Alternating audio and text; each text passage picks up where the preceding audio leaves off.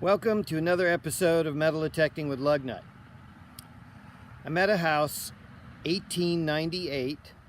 The owner has kindly given me permission to swing around, which about 7 or 8 acres. Used to be 200. They were dairy farmers. So his family has owned this property for a very long time. So let's go see what's under the grass. See you at the first target. Let's do a semi-live dig here. Got a beautiful signal, 84, 83, 85. I've cut this. Let's flip this up and, oh, I see it already.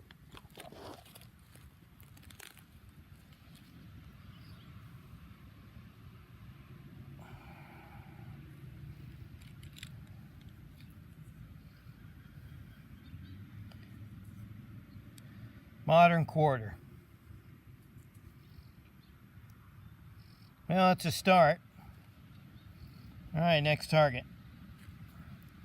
Got a signal here, 55, 60. It was down about 6 or 8 inches. There's the imprint right there. And I think we have us a overall button.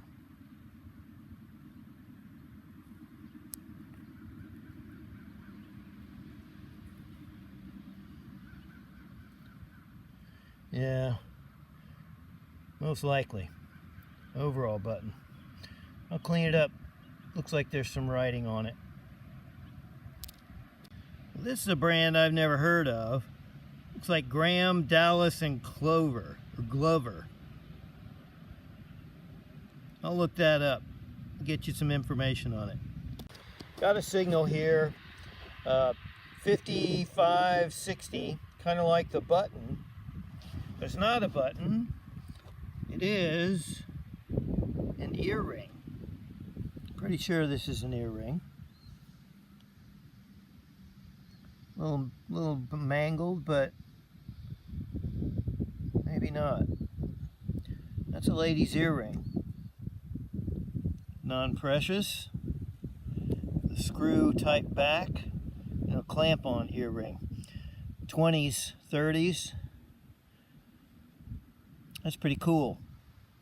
I'll clean that up and put a picture of it over here to the right. All right, next target. Well, if you look down in the bottom of the hole there, you'll see my signal, or the source of my signal was a bouncing 60s into the 70s and low 80s.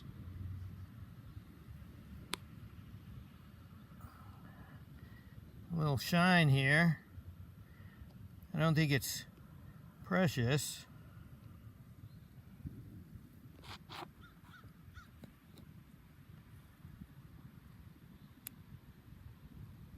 Or is it? It's a ring. No, it's plated.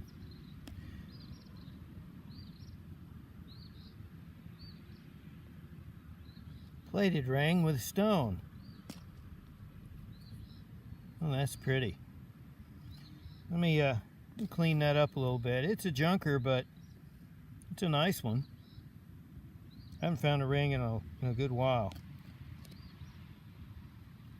If you looked at it just like that, you'd have second thoughts. All right, let me clean it up. I'll be right back. There you go. Cleaned up plated ring with a stone. That's not too bad. But it is plated. It'll clean up some more. That's pretty cool. Earring and a finger ring. That's probably for a child or a very small woman. I mean, it barely goes on my little tiny baby finger. All right, next target. You can see right here the imprint of my 76, 77, 78 signal, which turned out to be this 1950 56 wheat penny. That's the first old coin. Got a couple modern quarters and a zinc penny and one copper memorial. So here's a wheat cent for you. 1 cent.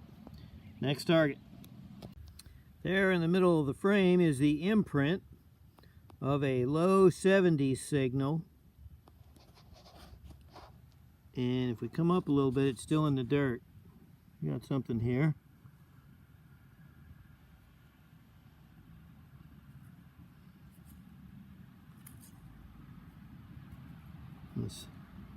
Hey!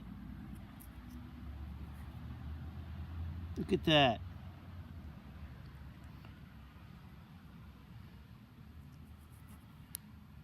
$1 We got us an Indian. That's excellent. Now that's what I expected to find in this yard. Let me get my brush. I'll clean this off. We'll see if this puppy's 1800s. I'll be right back. There's the imprint, and there's our Indian, 1900 on the nose. It's going to take a little more cleaning than I can do in the field. The obverse is nice, very nice. 1900 Indian. All right, now we're talking. Next target.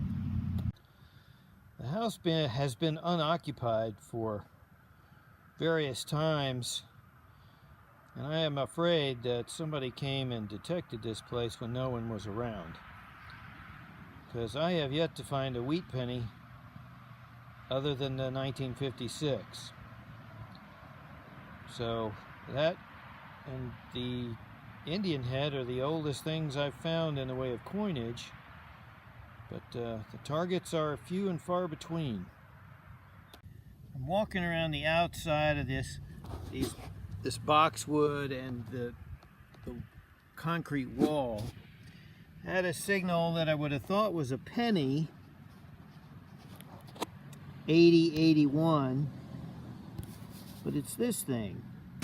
I've cleaned it up. It says Speer and Jackson, Sheffield. There's a crown on it.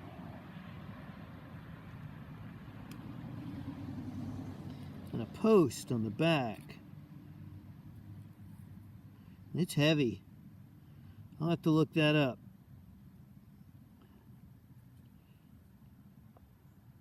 Or if anybody knows, please feel free to comment. I'm going to look that up on the internet when I get home. That's a substantial piece of metal. Very cool. Okay, next target. I'm in the back of the house now, going around some old trees, finding lots of rusty metal. Now we've got us some of the D action. That's a pretty good size one. Bringing up 80, 81. Again, I thought I had another penny, but I didn't dent it. That thing's hard as a rock. But old D buckle. Next target. I have a signal here, 5560. We have a buckle. Very tiny little round buckle. Interesting. Clean it up, see if there's any words around the edge. Okay, next target. Okay, here's the roundup for this hunt. Start out with the trash. Lots of junk, wire, old pieces of junk. More junk than it's called junk. Nicer metal junk, who knows what that is. Lots of this aluminum. There was lots of this. Shotgun, deer, high-powered rifle casing. Not a farmhouse with one of these, or without one of those. Big chunk of lead. Then we go to 1, 2, 3, 5 copper Lincolns. Clad, $1.22 is the only zincs. We got 2 wheats. We have the Speer and Jackson Sheffield, which you saw is a shield on a vintage handsaw from England, which is pretty cool. The lady's earring, which I'm afraid to clean for fear it will break into a trillion pieces. That's 20s, 30s. My grandmother used to have those. For those of you who don't know, they twisted these things to pinch their ears.